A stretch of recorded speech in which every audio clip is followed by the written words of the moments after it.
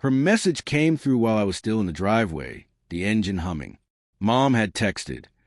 We changed all the locks on the front door and the gate code. We no longer trust you. I stared at it, read it twice. Then I typed back, noted, clever move, but I think you overlooked one thing. I smiled because she had. Back then, trust was the currency of our home. Mom's voice was always calm, measured, like she was narrating her own sainthood. Dad followed her lead. My brother, golden boy, needed no guidance. He just inherited their shine. When I got accepted to law school, they warned, don't get too confident. Pride comes before failure. When my brother totaled their car drunk, they shrugged it off. Everyone makes mistakes. That was the pattern. My achievements were arrogance. His missteps forgivable. I swallowed it all. I learned that silence can cut sharper than a scream. The real crack appeared after Dad passed. Mom called a family meeting, hands folded like a judge preparing mercy. I'll handle this state, she said. Your father trusted me to be fair. Fair. The word tasted like iron. A week later, I discovered that the house, the insurance, the savings, all had been shifted to my brother. Mom had told the lawyers I'd distanced myself, painted me as a stranger to my own family. When I confronted her, she didn't raise her voice. She just smiled. You're too emotional for this kind of responsibility, she said. That sentence burned for months. I didn't fight. Not yet. I congratulated my brother, hugged Mom, and walked out quietly, because you can't start a war while still bleeding. Over the next year, I studied estate law, digital security, power of attorney. How control is never stolen, only surrendered piece by piece through trust.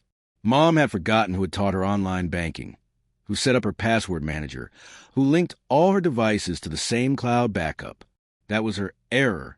She assumed cutting me off would lock me out. But the system she'd relied on to exclude me, I had built it. When her message pinged tonight, I didn't need access to the house. I already had everything that mattered. Her fair redistribution of Dad's assets was fraudulent, and I had the proof. A forged signature in a PDF dated 2 days after his death. I'd already sent that evidence to the lawyer she trusted most, the one who had represented her. He didn't know I had recorded our last call, the one where he admitted altering paperwork at her request. That recording went to the state bar, the forged document to the insurance company, and the rest to my brother. Subject line: you deserve to know who Mom really trusted. When I hit send, I felt nothing. Not anger, not satisfaction. Just the cold calm of completion. 2 hours later, her name lit up my phone. She called. Her voice shook. What did you do? I didn't answer immediately. I wanted her to taste the silence she had gifted me for years.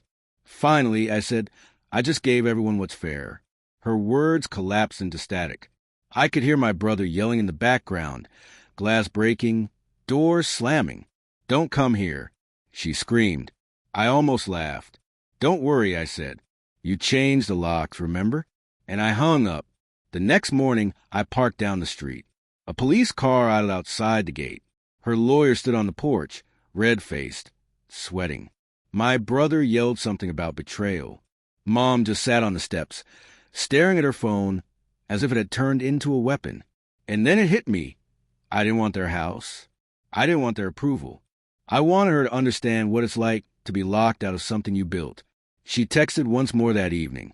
You've ruined this family. I typed back, no, Mom. I just changed the code. And I turned off my phone. Months later, I sometimes drive past that house. The gate is always closed. The garden is overgrown. Someone new owns it now. I don't stop. I don't need to. Revenge isn't about watching them fall. It's about walking away, knowing they finally looked down. They changed the locks. But they forgot who held the blueprint.